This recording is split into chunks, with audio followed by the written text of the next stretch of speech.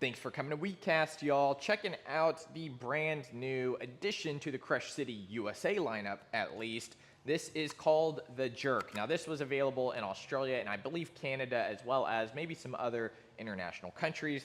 This is a continuation of the Crush City lineup. Again, this bait right here is really, really cool. It is a super TPE bait, meaning it is extremely stretchy.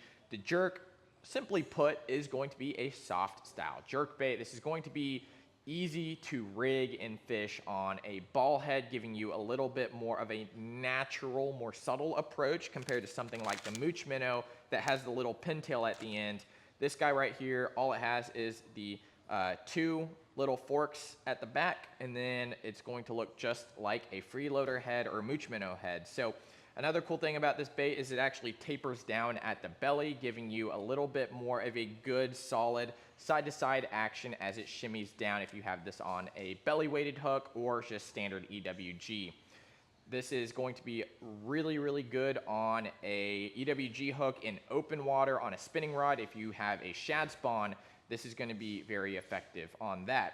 Optionally, you can also rig this up on a drop shot. You can rig it up on a ton of different rigs.